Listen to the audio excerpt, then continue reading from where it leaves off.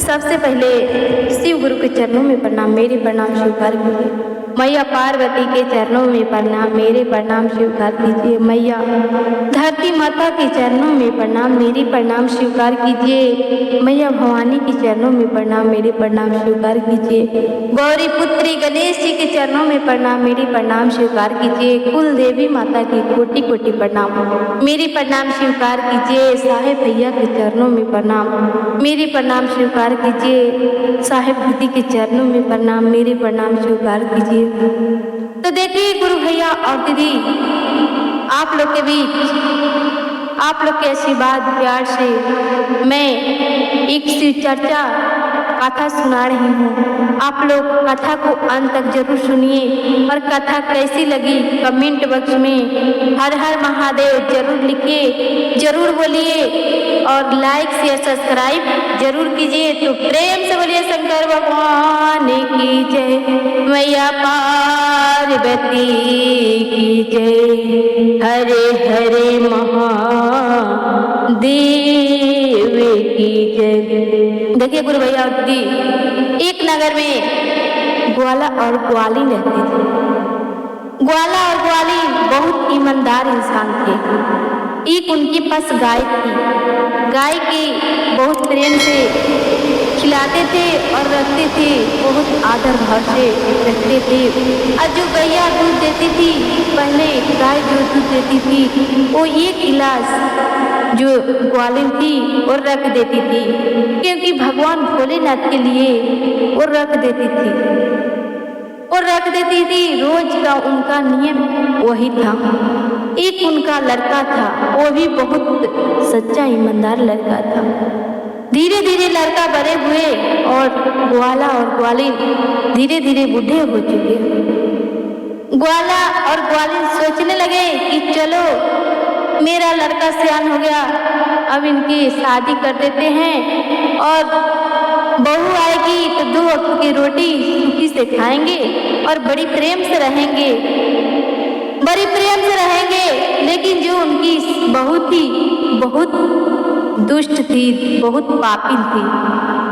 जब लड़का की शादी की, जब बहू आई घर पे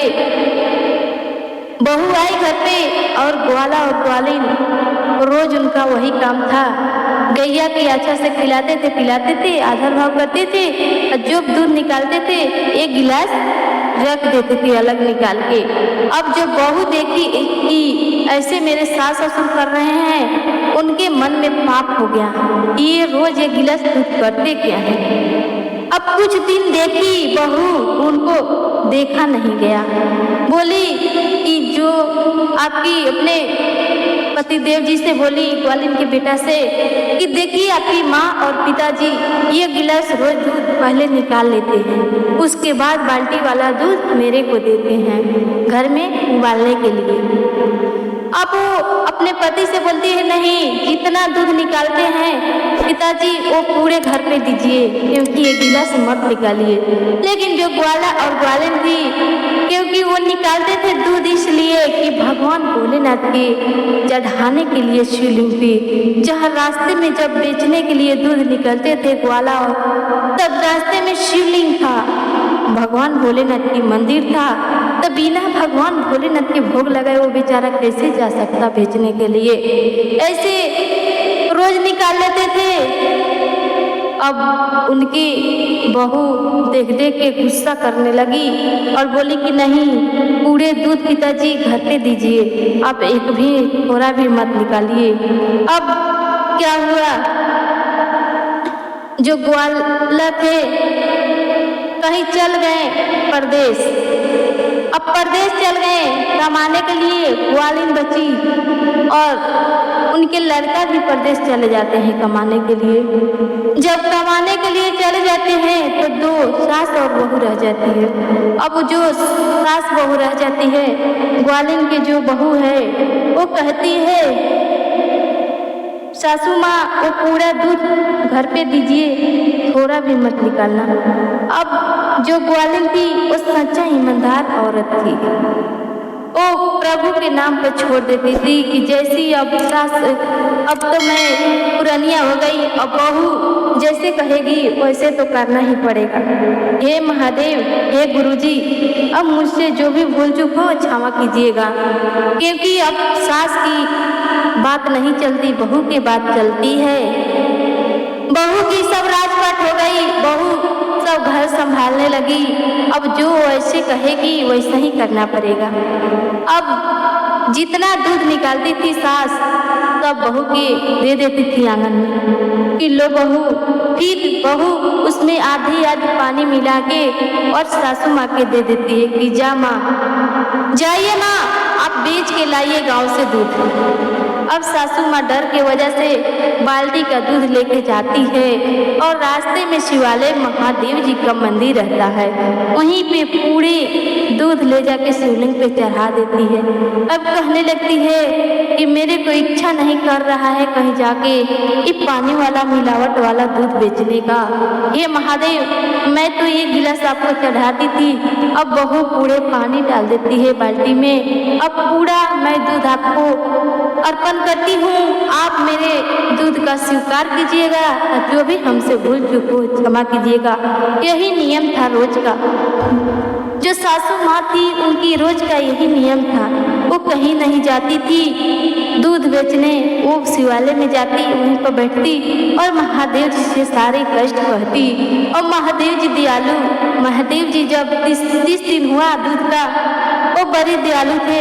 अब इधर माता जी बहुत संकट में फंस गई। आज मैं दूध चढ़ा के जाऊंगी घर पे तो मेरी बहू रहने नहीं देगी, घर से निकाल देगी, क्योंकि बहुत डरती थी सासू माँ अपने बहू से। अब क्या की वो सासू माँ शिवलिंग पर पूरा दूध डाल के और चल गई गंगा जी में नहाने के लिए। गंगा जी के नहाने के लिए जब गई, जब 5 डुबकियां मारी, शिव महादेव गुरु वो वहाँ पे प्रकट हो जाते हैं एक साधु का रूप धारण करके। और जब नहा के माता जी निकलती है तब कहते हैं महादेव जी कि ये बताओ बुढ़िया, तुम किस संकट में, किस टेंशन में पड़ी हो, तुमको क्या कष्ट है। तो देखिए गुरु भैया अदिति वही बताने लगती है। बुढ़िया माता कहती है कि देखिए बाबा, आज मेरा 30वां दिन है दूध का, आज घर पे जाऊंगी तो मेरी बहू छोड़ेगी नहीं, बहुत मारेगी तो मारेगी, घर से बाहर भी करेगी, क्योंकि आज 30 दिन है और पैसा मांगेगी। हिसाब की दूध तुम क्या करती थी जब पैसा लेके नहीं आई। और महादेव जी देखिए क्या कहते हैं कि सुनो बुढ़िया, तुम जाओ शिवालय में और महादेव जी को पूजा पाठ करो और जितना बेलपत्र धतूर भांग उस शिवलिंग पर है वो सब पूरी बाल्टी में भर लो और बाल्टी में भर के ले जाके एक अपने घर में ले जाके बंद कर देना और लाल कपड़े से ढक देना बाल्टी को और ताला मार देना और कहीं चले जाना घूमने के लिए। अब जैसे वो जो बताए बाबा वैसे ही कि माता जी और वैसे करके आई घर पे और बाल्टी चुपके से अंदर रख दी, लाल कपड़ा से ढक दी और ताला मार दी और घर से बाहर निकल गई। और बहू सोच में पड़ गई कि मेरी सासू माँ अभी तक नहीं आई, इतना समय हो गया, इतना देर तो कभी नहीं करती, बहुत जल्दी आ जाती थी, आज क्या बात है कि लेट करती है। अब सब देखने लगी, पूरे घर में लगली खोजे कि माँ कहाँ है, माता जी कहाँ है, मेरे पति आएंगे तो पूछेंगे तो मैं क्या जवाब दूंगी। अब सब घर में देखने लगी, एक घर में देखी तो ताला लगा हुआ था। जब ताला लगा हुआ था उस ताला को तोड़ी तो देखी कि एक बाल्टी रखा हुआ है, वो लाल कपड़ा से ढका हुआ है। अब वो जो थी उसको उघार के देखी, जब कपड़ा हटाई तो सोना चांदी रुपया पैसा से पूरा बाल्टी भरा हुआ था। अब भरा हुआ था, फिर अपने सास के खोजने के लिए निकल पड़ती है। जब सास के खोजने निकल जाती है तो देखती है कुछ नगर के बाद मेरी सासू माँ एक सुनसान जगह पे बैठी होती है। अब वहाँ माता जी के तो मुंह से आवाज नहीं निकलता है कि आज मेरी बहू छोड़ेगी नहीं, क्योंकि आज 30वां दिन है, पैसा मैं लिए नहीं, अब पैसा मैं कहाँ से दूँ।